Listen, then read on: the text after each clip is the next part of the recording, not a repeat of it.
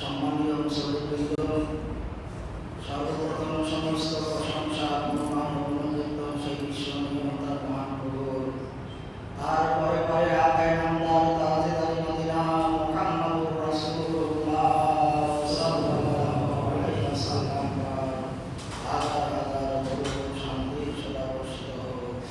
আমিন, আল্লাহুম্মা আমিন। আমি আপনাদের সম্মুখে সূরা বাকারার 143 নম্বর আয়াতের প্রথম অংশ পাঠ করেছি। সেই আয়াতটি সামনে রেখে সংক্ষিপ্ত আলোচনা রাখব ইনশাআল্লাহ। এই আয়াতে আল্লাহ তাআলা শেষ রাসূলের উম্মত, শেষ নবীর উম্মতকে যে শ্রেষ্ঠত্ব দান করেছেন তার বর্ণনা আল্লাহ তাআলা এখানে দিয়েছেন। রমজান মাসে যেমন শেষ নবীর উম্মতের বিভিন্ন ফজিলতের কথা, বিভিন্ন ইবাদতের নেকি বৃদ্ধি করার যে রাস্তা বর্ণনা করা হয়েছিল, সেই রমজান মাসে পরে পরে সমস্ত উম্মতের সারা বছরকার জন্য যে শ্রেষ্ঠত্ব দান করেছেন দুনিয়া থেকে কিয়ামতের ময়দান পর্যন্ত। কিয়ামতের ময়দানেও আল্লাহ তাআলা এই শেষ নবীর উম্মতকে যে মর্যাদা দান করবেন, যে গুরুত্ব দেবেন, সেই কথা আল্লাহ তাআলা এখানে বর্ণনা করেছেন এবং হাদিসেও তা উল্লেখ হয়েছে।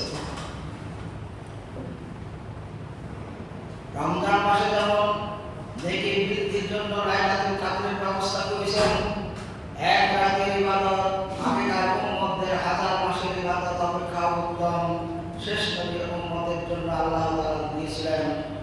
তারপরে এই যে শাওয়ালের মাসের যে 6টি রোজা, যারা রমজান মাসে রোজা রেখে 6টি রোজা তারা করবে, তাদেরকে 1 বছর রোজা রাখার সমান ফজিলত আল্লাহ তাআলা নেকি দেবেন। এই সমস্ত গুরুত্বগুলো রমজানের ভিতর দিয়ে গুরুত্ব আরোপ করা হয়েছে।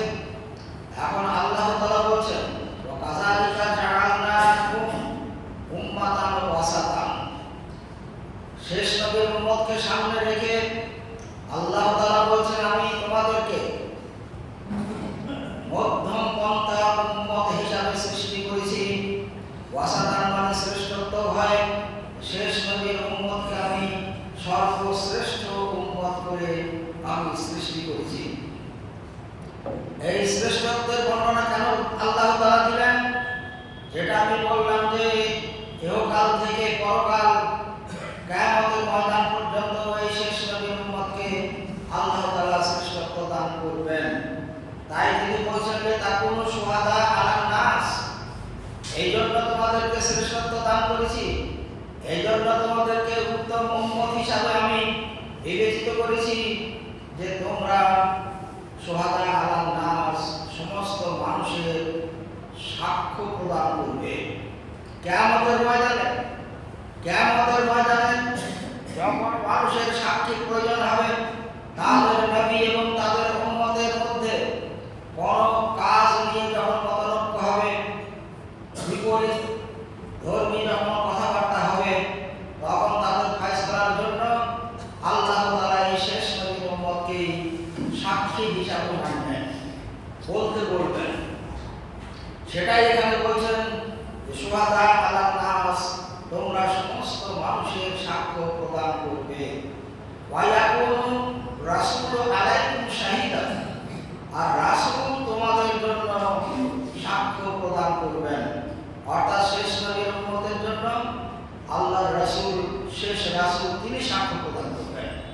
আর শেষ নবীর উম্মত আগের সমস্ত নবী এবং রাসূলদের যে উম্মত ছিল এবং সেই নবীর যে দাওয়াতি কাজ, তারা যখন অস্বীকার করবে যে আমাদের কাছে কোনো নবী যায়নি, আমাদের কাছে কোনো রাসূল যায়নি, আল্লাহ তাআলার একত্ববাদের কথা বলার মতো কোনো লোক আমাদের কাছে যায়নি, এই কথা যখন তাদের উম্মত করবে, আল্লাহ তাআলা তাদের রাসূলকে জিজ্ঞাসা করবেন, তোমাকে আমি প্রেরণ করেছিলাম এই উম্মতের কাছে, তুমি কি তাদেরকে আমার পক্ষ থেকে দাওয়াত পেশ করোনি? আমার একত্ববাদের কথা কি বলোনি? পরকালের কথা কি বলোনি?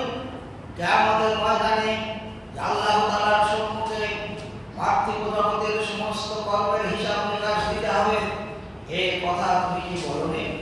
তখন সে রাসূল বলবেন, হ্যাঁ আমরা বলেছিলাম, দাওয়াত দিয়েছিলাম, কিন্তু ওরা মানেনি।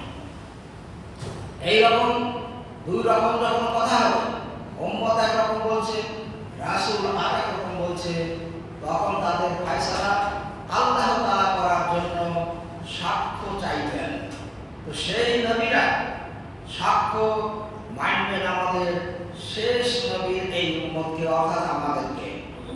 তো যাই হোক, সেরকম একটা হাদিস বুখারী শরীফের 3329 নম্বর হাদিসে বর্ণিত হয়েছে যে আদম আলাইহিস সালাম তিনি হলেন প্রথম মানুষ এবং প্রথম নবী তিনি। তারপরে দ্বিতীয় নবী হলেন নূহ আলাইহিস সালাম, এবং নূহ আলাইহিস সালামকে দ্বিতীয় আদম বলা হয়। এই জন্য দ্বিতীয় আদম বলা হয় যে ওনার যুগে যে তুফান দিয়ে, বন্যা দিয়ে, প্লাবন দিয়ে সমস্ত পৃথিবীর সমস্ত জীব ধ্বংস হয়ে গিয়েছিল, কেবল নূহ আলাইহিস সালাম যে সমস্ত জীবগুলো জোড়া জোড়া তার নৌকায় উঠিয়ে নিয়েছিলেন, সেইগুলার বংশ বিস্তার হয়েছে তার পরবর্তীতে। ওই জন্য আদম আলাইহিস সালামের থেকে যেমন মানুষের বিস্তার হয়েছে, ওই রকম নূহ আলাইহিস সালামের পর থেকে তার জোড়া জোড়া জীব জন্তু এবং মানুষ, তার প্রতি যারা ঈমান এনেছিল তাদেরকে নৌকায় উঠিয়ে নিয়েছিলেন, তাদের থেকে পরবর্তীতে এই পৃথিবীতে তাদের বংশ বিস্তার হয়েছে। সেই জন্য নূহ আলাইহিস সালামকে দ্বিতীয় আদম বলা হয়। তাই নূহ আলাইহিস সালাম কিয়ামতের ময়দানে আল্লাহ তাআলা যখন ফয়সালা শুরু করবেন, তখন নূহ আলাইহিস সালামের উম্মতকে আল্লাহ তাআলা জিজ্ঞাসা করবেন, তোমরা এই ধরনের বেদিন শরীয়ত বহির্ভূত কাজ, আখিরাতে নাজাত না পাওয়ার মতো কাজ দুনিয়াতে কেন করেছিলে?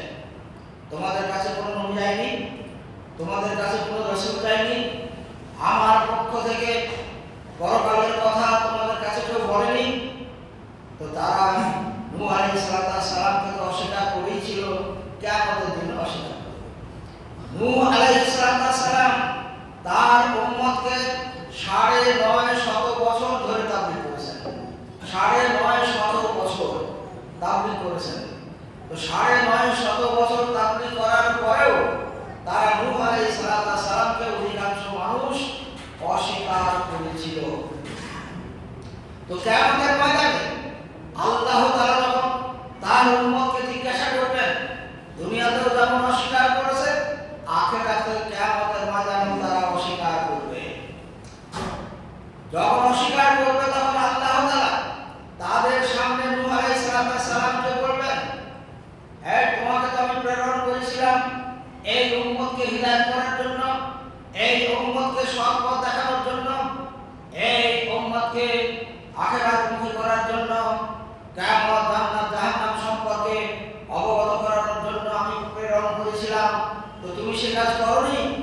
তো নূহ আলাইহিস সালাম সেই উম্মতের সামনে আল্লাহ তাআলাকে বলবেন, আমি হে আল্লাহ, আপনার নির্দেশে আমি ৯৫০ বছর ধরে তাবলীগ করেছি, কিন্তু ওরা তা কবুল করেনি, ওরা প্রত্যাখ্যান করেছে। নূহ আলাইহিস সালাম তার দাওয়াতি কাজ করতে করতে শেষ পর্যন্ত নিরাশ হয়ে আল্লাহ তাআলাকে বলেছিলেন, সূরা নূহতে বর্ণনা করা হয়েছে, হে আল্লাহ, তুমি আমাকে যে কাজের জন্য প্রেরণ করেছো এই উম্মতের কাছে, সেই উম্মতকে দাওয়াত দিয়ে দিয়ে আমি পেরে উঠলাম না, তারা আমার দাওয়াত গ্রহণ করতে চাইছে না, খোদা দ্রোহিতায় তারা নিমজ্জিত। হে আল্লাহ, তুমি ওদের এমন শাস্তি দাও যেন ওরা বুঝতে পারে যে তাদের স্রষ্টা একজন আছে, আমাদের স্রষ্টা একজন আছে। নূহ আলাইহিস সালামের এই বদদুয়া তার উম্মতের জন্য আল্লাহ তাআলা কবুল করেছিলেন। সেই দোয়া কবুল করে আল্লাহ তাআলা নূহ আলাইহিস সালামকে বলেছিলেন, জিবরাইল আলাইহিস সালামের মাধ্যমে তুমি একটা নৌকা তৈরি করো। নৌকা তৈরি করে কি হবে, ভবিষ্যৎ কি তা তিনি জানেন না। আল্লাহ তাআলা বললেন, নূহ আলাইহিস সালাম কাঠ মিস্ত্রি সব জোগাড় করে একটা বড় নৌকা শুকনো ঢাকায় তৈরি করলেন। যার সে নৌকার বড় ঘটনা রয়েছে। তারপরে যখন সেই প্লাবন আসার একটা লক্ষণ বলেছিলেন, তোমার বাড়িতে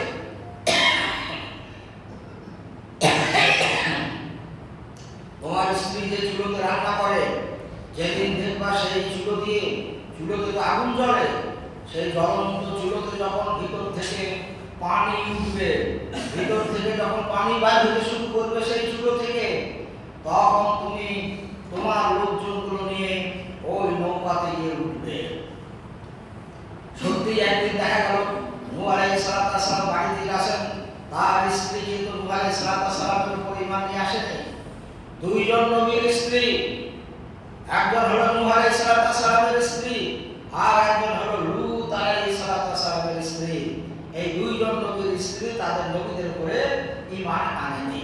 তার মানে নূহ আলাইহিস সালামের উপরে ঈমান আনেনি, কাফেরদের দলে ছিল।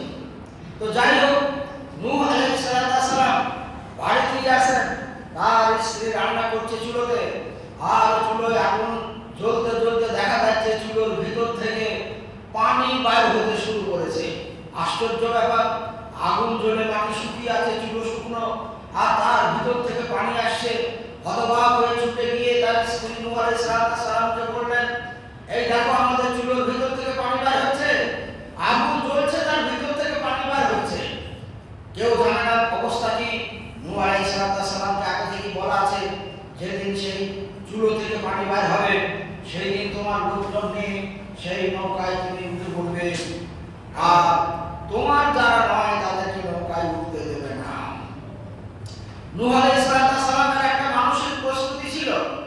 তিনি সব জন্তু জোড়া জোড়া করে নিলেন, যত রকম সেই যুগে ছিল তাদের প্রত্যেককে জোড়া জোড়া তিনি নৌকায় তুলে নিলেন।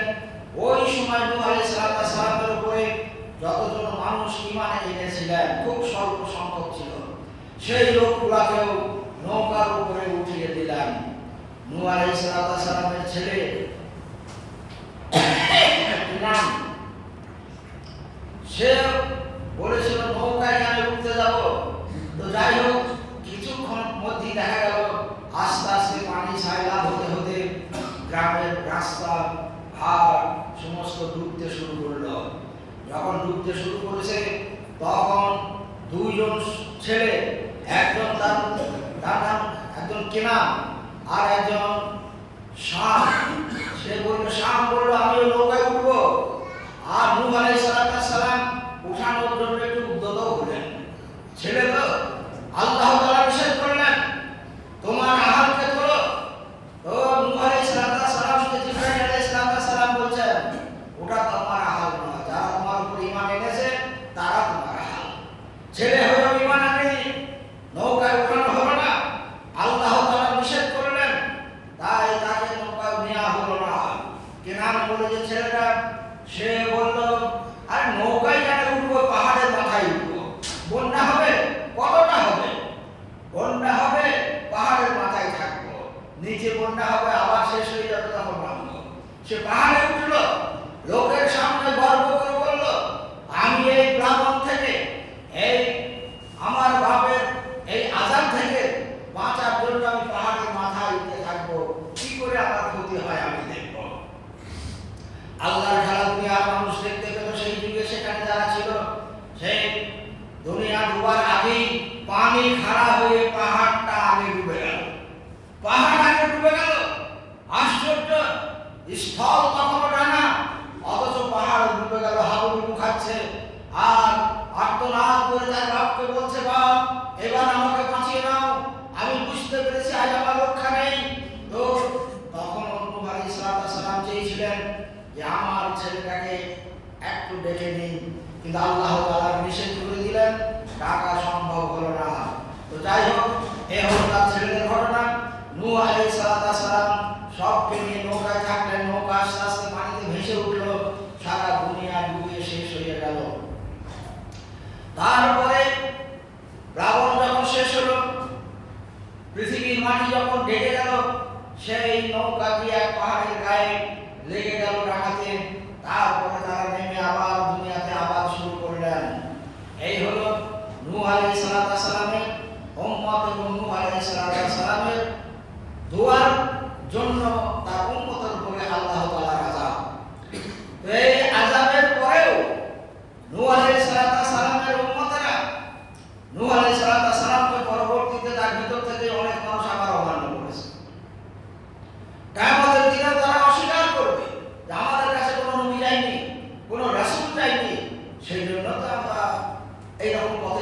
তা না হলে তোমরা ইমান আনতাম না? অবশ্যই আনতাম।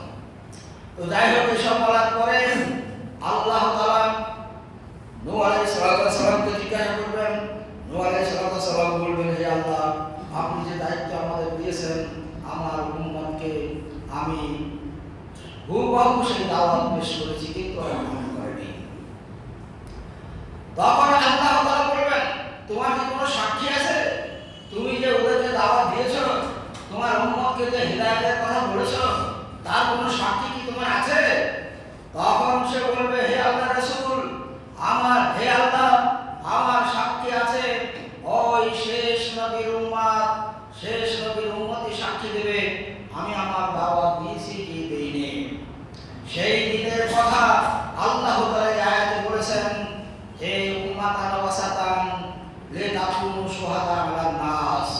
শেষ নবীর উম্মত, তোমাদেরকে উত্তম উম্মত হিসাবে আমি সৃষ্টি করেছি, যাতে তোমরা অন্যান্য মানুষদের উপরে তোমরা সাক্ষ্য প্রদান করতে পারো। তখন এই শেষ নবীর উম্মত আল্লাহ তাআলার এই কথার উত্তরে নূহ আলাইহিস সালাম এবং তার উম্মতরা দণ্ডায়মান সেই কিয়ামতের ময়দানে আল্লাহ তাআলার সামনে বলবেন, হ্যাঁ আল্লাহ, আমরা জানি নূহ আলাইহিস সালাম তার উম্মতকে দাওয়াত দিয়েছিলেন, আল্লাহ তাআলার একত্ববাদের কথা বলেছিলেন, কিন্তু ওর উম্মত অস্বীকার করেছিল, তারা মানেনি। সঙ্গে সঙ্গে প্রশ্ন উঠবে, তোমরা তো যখন দুনিয়াতে গিয়েছিলে, নূহ আলাইহিস সালাম এবং তার উম্মত তো দুনিয়াতে ছিল না। নূহ আলাইহিস সালাম এবং তার উম্মত যখন দুনিয়াতে ছিল, তখন তো তোমরা পৃথিবীতে ছিলে না। তোমাদের সঙ্গে নূহ আলাইহিস সালাম এবং তার উম্মতের কোনো দেখা সাক্ষাৎ হয়নি। যুগের দিক থেকে, সময়ের দিক থেকে তোমরা অনেক পরে। তো তোমরা কেমন করে জানলে যে নূহ আলাইহিস সালাম তার উম্মতকে দাওয়াত দিয়েছিলেন আর তার উম্মত অস্বীকার করেছিল? এই কথা কিভাবে জানলে? তোমরা তো দেখোনি, ওই সময় তোমরা তো দুনিয়াতে ছিলে না, অনেক পরে তোমরা পৃথিবীতে গেছো। তখন শেষ নবীর উম্মত আল্লাহ তাআলার সামনে কথা বলবেন, কারাতু ফি কিতাবিল্লাহ, আমরা আল্লাহ তাআলার কিতাবে পড়েছি, আল্লাহ তাআলা আমাদের রাসূলের মাধ্যমে আমাদের সামনে যে আসমানি কিতাব পেশ করেছিলেন, সেই কিতাব পড়ে আমরা জানতে পেরেছি। অর্থাৎ কোরআন শরীফ পড়ে আমরা জেনেছি যে নূহ আলাইহিস সালাম বলে একজন নবী রাসূল পৃথিবীর বুকে এসেছিলেন, তার উম্মতকে সে দাওয়াত দিয়েছিলেন, কিন্তু সেই দাওয়াত তারা কবুল করেনি। কবুল না করার কারণে আল্লাহ তাআলা তাদের উপরে শাস্তি করে দিয়েছিলেন। তারপরেও পরবর্তীতে সেই উম্মত আবার আল্লাহ রাসূলকে একটা শ্রেণী অস্বীকার করতে থাকে, যারা আজকে অস্বীকার করছে কিয়ামতের ময়দানে। তো আল্লাহ তাআলা এই কথাগুলো বুখারী শরীফের 3329 নম্বর হাদিসে বর্ণনা করা হয়েছে যে নূহ আলাইহিস সালামের পক্ষ থেকে তার উম্মতের বিপরীত কথার জন্য শেষ নবীর উম্মত সাক্ষ্য প্রদান করবেন, এবং তার সাক্ষী হিসাবে প্রশ্ন যখন উঠবে, তারা বলবে, আমরা আল্লাহর কিতাবে পড়েছিলাম যে নূহ নবী এবং তার উম্মতের এরকম ঘটনা ঘটেছিল। সেই জন্যই আল্লাহ তাআলা এই আয়াতের কথাই বলেছেন যে তোমরা উম্মাতান ওয়াসাতান লিতাকুনু শুহাদা আলান নাস, তোমরা সমস্ত মানুষের সাক্ষ্য প্রদান করবে। অন্যান্য নবীদের ঘটনাও আছে, শুধু একটা নবীর ঘটনাই বললাম নূহ আলাইহিস সালামের, অন্যান্য সাক্ষ্যের কথা আরো রয়েছে। আর ইয়াকুমু রাসূলু আলাইকুম শাহিদা, আর তোমাদের জন্য সাক্ষ্য প্রদান করবে তোমাদের রাসূল। এই রাসূলের সাক্ষ্য প্রদান করার লম্বা লম্বা হাদিস আছে। যাই হোক, কিয়ামতের ময়দানে শেষ নবীর উম্মতের জন্য সাক্ষ্য আমাদের রাসূল স্বয়ং দেবেন, যা কোনো রাসূল তার উম্মতের জন্য সাক্ষ্য দেওয়ার সুযোগ পাবেন না। তো যাই হোক, আল্লাহ তাআলা আমাদেরকে তৌফিক দান করুন, আমরা যেন আমাদের রাসূলের শাফাত, আমাদের রাসূলের সাক্ষ্য আওতায় যেন আমরা করি। আল্লাহ রাসূল যে আমাদের জন্য শাফাত করবেন কিয়ামতের ময়দানে, তার লম্বা হাদিস আছে, অন্যদিন বর্ণনা হবে ইনশাআল্লাহ। তো আল্লাহ তাআলা আমাদের রাসূল